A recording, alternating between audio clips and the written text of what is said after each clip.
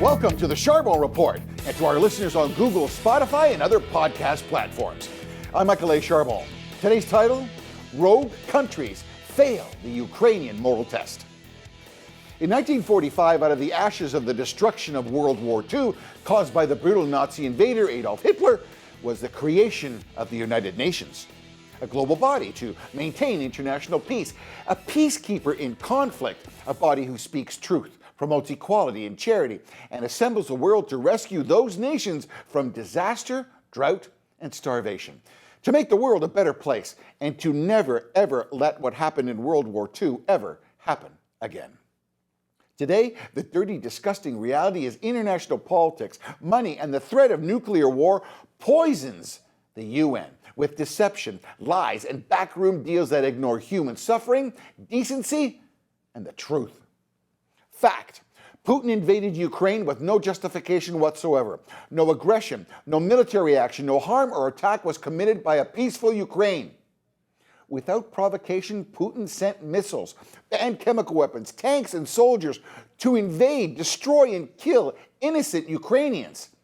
This, as the world witnessed indisputable video images of the horrors. No political double talk or plausible example can justify or excuse Putin's crushing violence and invasion. Period. Full stop. Any sane individual would consider and assume that 193 countries of the United Nations would stand together as a unified body to support the General Assembly's resolution to condemn Russia's invasion of the Ukraine. Well, 5 quislings, Syria, Belarus, North Korea, Eritrea, and Russia voted against humanity's disgust. No surprise, really, as rogue dictators occupy seats at the table of nations too. Of the 193 UN members, 140 nations voted in favor of the General Assembly's resolution. In addition to the 5 cowardly outright objectors, 35 nations abstained the vote. They abstained the vote. Yeah, so to abstain is defined as, refraining deliberately with an effort of self-denial. The notable global players who abstained, big surprise, China. China's the world's largest population at 1.4 billion people, the 3rd most powerful army in the world with over 2.3 million active troops. China, by the way, just as an aside, is also ranked 3rd in the nuclear warhead race on this planet. China's UN ambassador, Zhang Yung, he said, "We believe that all countries should solve international disputes by peaceful means and in line with the purposeful and purposes and principles of the United Nations Charter." What hypocritical political crap. The next to abstain, ready for this? India. The world's 2nd most populated country in the world with 1.3 billion people, ranked 4th largest military in the world with 1.3 million soldiers at the ready, and positioned 7th in the global nuclear weapons count. India's Prime Minister, Narendra Modi, appealed for the immediate cessation of violence and a concern for the safe exit of the 18,000 Indian students in the Ukraine. Although those students are but innocent victims, Moody's hollow plea reminds me of that phrase, "You can't suck and blow at the same time, buddy." Pakistan, well, they abstained as well. They're the 5th largest population with 220 million people, and they sit at 9th place in the global military power race and ranked 6th in global nuclear weapons. Pakistan's Prime Minister, Imran Khan, expressed regret. Yes, regret, and hoped military conflict could have been avoided through diplomacy. Diplomacy? Really? The gall. When a bully comes up to an innocent person and for no reason delivers a devastating cold cock punch to the head where the victim, falls to the ground semi-unconscious, they sure as heck don't get up and say, "Excuse me, can we sit down and talk about this? Are you serious?" And our friends, the Russians. Yes, with 145 million people, Russia is ranked the 2nd most powerful military in the world, with approximately 1 million soldiers, young and untrained, unfed, and have no gas. Troops at the ready? Yes, you ready for this? They're ranked number 1 with the most nuclear weapons on the planet. Consider this. China, India, Pakistan, and Russia, guess what? They represent 40% of the world's population.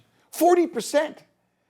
And to those who fail to stand up when called by the remaining 60% of us, humanity, they should be considered conspirators and culpable, never to be trusted again.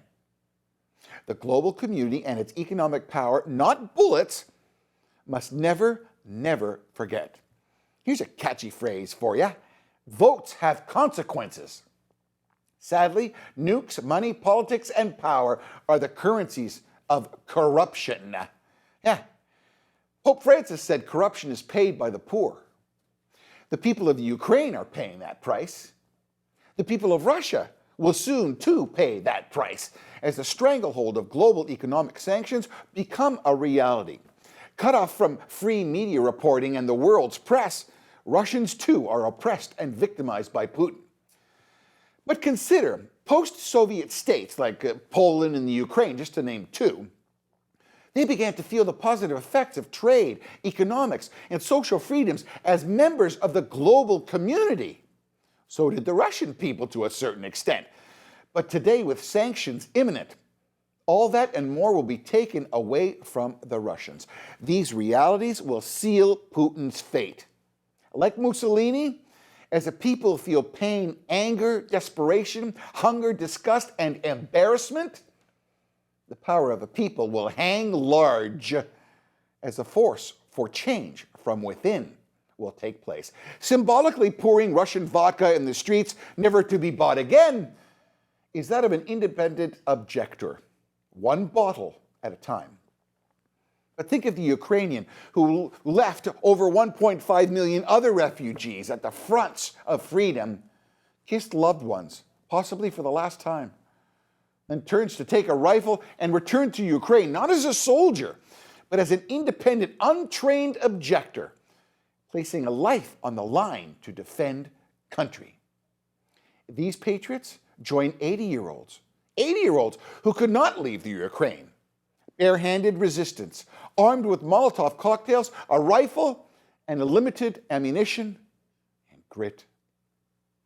Citizens who experienced this test, gun in hand, once before, only today to be tested one last time. Boshem Bahaslova, Ukrainia. God bless Ukraine. Finally, please like, share, and subscribe. For those listening to wherever you get your podcast, please subscribe. And for more episodes, please visit charbonreport.com. Until next time, God bless and stay safe. I'm Michael A. Charbon for the Charbon Report.